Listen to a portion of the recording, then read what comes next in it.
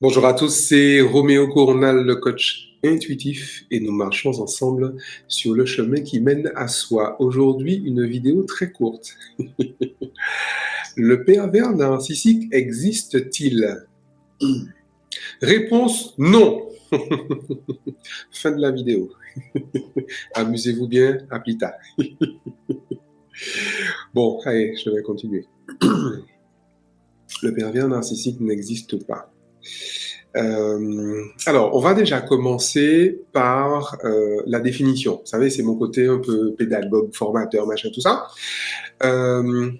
Qu'est-ce que la perversion narcissique? Je vais vous donner ma définition de la perversion narcissique. La perversion narcissique, c'est un schéma relationnel dans lequel les deux protagonistes, enfin les protagonistes, tous les protagonistes usent de moyens pervers pour s'assurer de capter, de garder et de ne pas perdre l'attention de l'autre. Je répète, schéma relationnel dicté à l'ancienne, schéma relationnel à travers lequel les interlocuteurs usent de moyens ou de stratégies, de stratagèmes subconscients très souvent, inconscients, pervers, pour s'assurer de garder, de capter, de ne pas perdre l'attention de l'autre. Et vous savez, comme je dis souvent à mes étudiants, apprenez par cœur vos définitions, parce que 90% des questions que vous me posez en cours et après cours ont leur réponse dans les définitions. Donc, vous avez bien entendu la définition, je l'ai dit 2 fois. Vous comprenez déjà que rien qu'en se disant que c'est un schéma relationnel, on est effectivement en train de dire qu'effectivement, un pervers narcissique, ça n'existe pas. Je sais que j'ai déjà fait 100 000 vidéos là-dessus. Hein. Mais c'est important de le rappeler parce que j'ai souvent eu en fait des retours ces derniers temps. Alors, qu'est-ce qui fait encore qu'un pervers narcissique, ça n'existe pas, du point de vue où je regarde? Et vous avez bien compris que j'ai ma grille de lecture. L'autre argument, c'est que il n'existe pas de personne sphérique. C'est quoi une personne sphérique? Une personne sphérique, c'est une personne que, lorsque vous la regardez, quel que soit l'angle sous lequel vous la regardez, à partir duquel vous la regardez, en fait, là, vous voyez la même chose. C'est le principe d'une sphère. Sauf que les humains ne sont pas sphériques. Les humains ne sont pas sphériques et les humains ne sont même pas, vous savez, les formes simplifiées là de Platon. Les humains ne sont pas non plus platonifiés. D'accord. La nature humaine n'est pas platonicienne. La nature humaine est nettement plus complexe que ça. Et qui plus est, les humains sont changeants. Les humains sont mouvants, puisque les humains sont vivants. Vous avez remarqué que tout ce qui vit bouge. Alors, ça veut dire quoi? Ça va plus loin, en fait, cette histoire-là.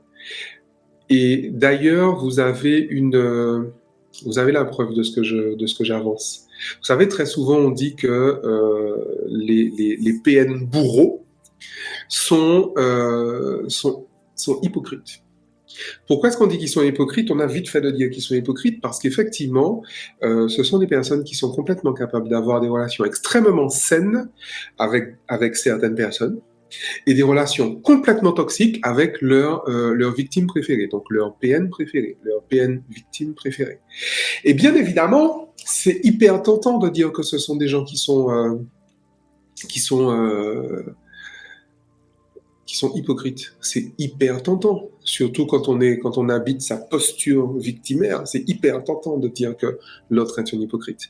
Mais en réalité, si vos PN préférés ont des relations saines avec d'autres personnes, c'est qu'elles ne peuvent pas avoir de relations toxiques avec ces autres personnes. Parce que ce sont des personnes qui sont sur des vibrations, sur des schémas relationnels, sur des mécaniques subconscientes internes qui sont totalement différentes des vôtres. C'est pas de l'hypocrisie. En fait, en vrai.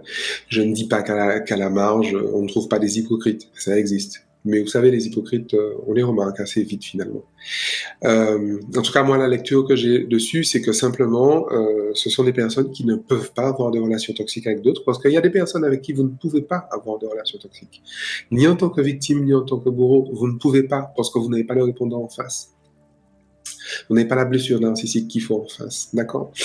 Et donc, si je reviens à la définition, la perversion narcissique est un schéma relationnel entre deux blessés narcissiques qui usent donc de perversion pour capter, garder, ne pas perdre l'attention de l'autre. D'accord? Alors, il y a autre chose. C'est pas fini. Sauf si vous voulez qu'on s'arrête. Hein. Aplita, amusez-vous bien, machin, tout ça. Bon, d'accord, donc on continue. Il y a autre chose derrière ça. C'est-à-dire que dans la mesure où c'est un schéma relationnel, et vous avez déjà compris, il y a toujours deux pervers narcissiques. Il n'y en a jamais un seul. C'est pour ça que je vous dis, un pervers narcissique, ça n'existe pas. Ça ne peut pas exister. Il en faut deux.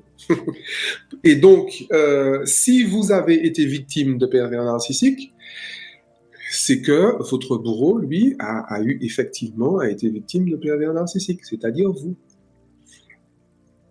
Oui, ma petite dame. Encore une fois, vous savez, j'ai pris cette référence. C'est juste pour détendre la vidéo, parce que je vous sens tendu là derrière ça. C'est Maître Yoda qui parle des seigneurs Sith. Il dit, par deux, toujours ils vont. L'un est l'élève, l'autre, l'un est l'élève, pas les lèvres. L'un est l'élève, petit coquin. L'autre est le maître. Reste à savoir qui est l'élève et qui est le maître. Les PN, c'est pareil. Par deux, toujours ils vont. L'un est le bourreau, l'autre est la victime. D'accord? Après, la question est de savoir qui des deux est le bourreau, qui des deux est la victime. C'est pas aussi simple que vous ne le pensez. Et donc, le principe, il est là. C'est qu'il faut effectivement toujours deux PN pour qu'il y ait perversion narcissique. Ouais. Il fallait que vous l'entendiez. Je suis très heureux que vous l'ayez entendu. Et c'est donc la raison pour laquelle, effectivement, je prétends, je soutiens que un pervers narcissique, ça n'existe pas. Le pervers narcissique, ça n'existe pas. La perversion narcissique, ça existe. Deux pervers narcissiques, ça existe. Mais un pervers narcissique, ça n'existe pas. D'ailleurs, je vais même plus loin. Une personne toxique, ça n'existe pas.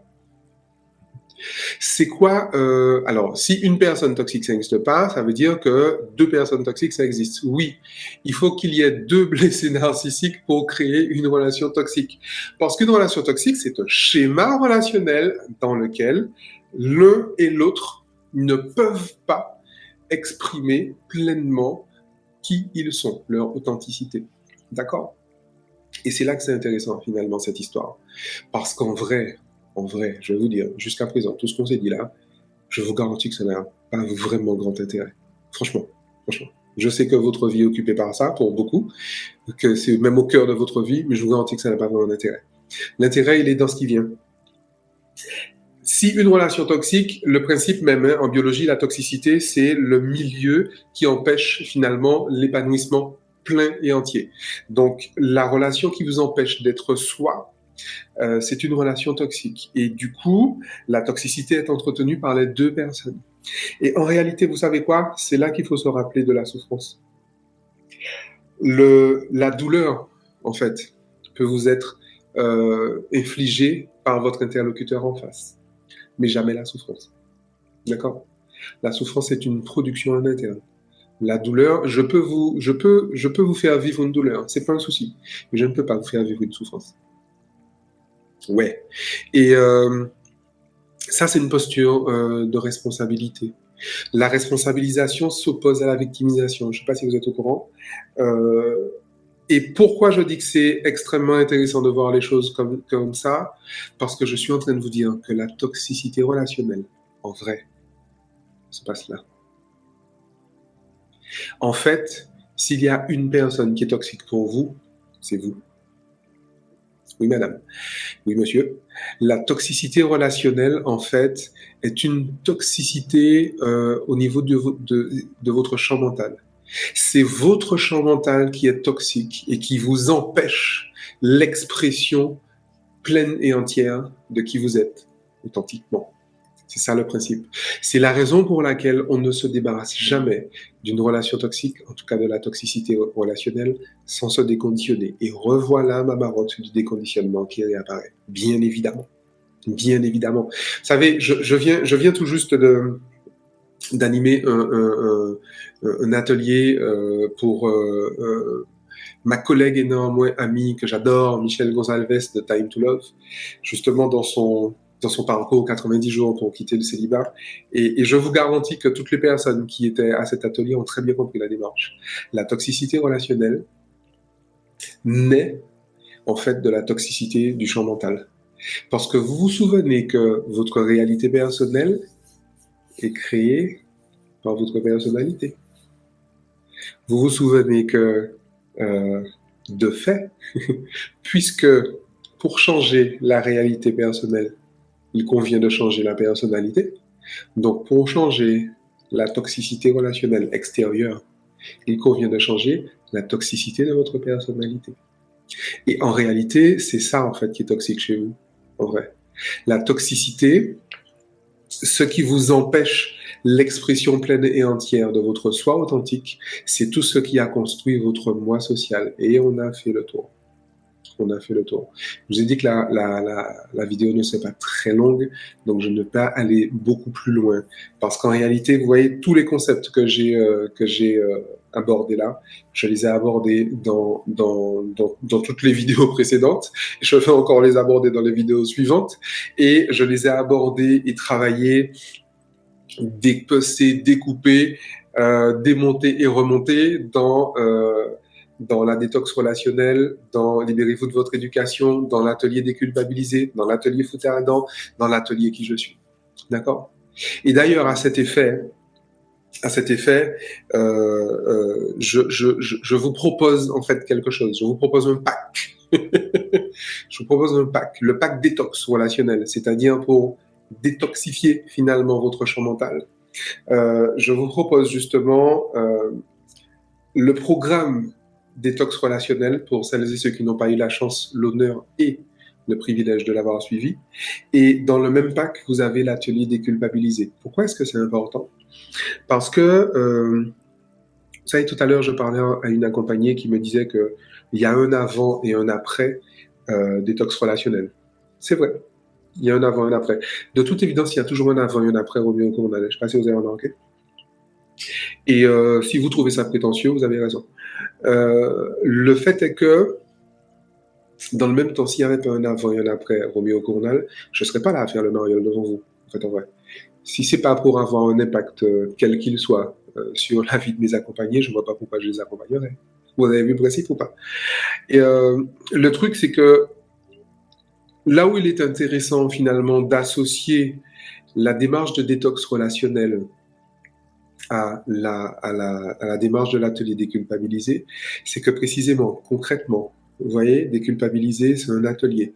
C'est un endroit où on travaille, c'est un endroit où on mesure son soi authentique. C'est un endroit où on va profiler son système de valeurs, son mode opératoire identitaire itératif, son ikigai, ses 9 intelligences, son profil neurotransmetteur, le soi authentique. Et puis à côté, on va effectivement profiler les messages contraignants, le moi social. Messages contraignants, inscription traumatique, trauma de niveau 1, trauma, expérience traumatique passée, trauma de niveau 2, éducation, conditionnement socio-éducatif et culturel, parce que c'est trauma de niveau 2, et carence en neurotransmetteurs. Et lorsque vous liez ça à la détox relationnelle, je vous garantis qu'il n'y a personne d'assez exceptionnel sur cette terre pour retourner encore dans une toxicité relationnelle après avoir fait ce travail-là. D'ailleurs, il n'y en a pas. Il n'y a pas de contre-exemple. Alors, bien évidemment, si comme moi vous avez lu Nassim Nicolas Taleb, vous savez que c'est pas parce que ça a fonctionné pour toutes les personnes qui ont essayé que ça a fonctionné pour les personnes qui n'ont pas essayé.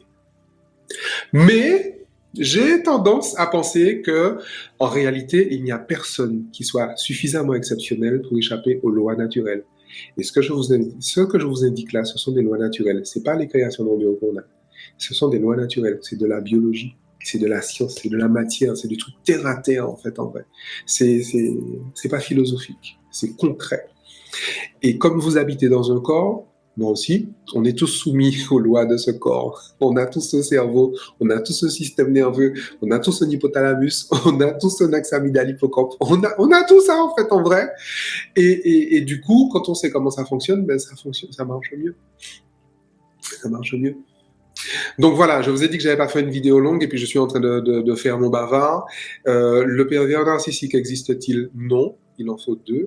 La relation toxique existe-t-elle? Oui. Et d'où est-ce qu'elle prend racine, cette relation toxique?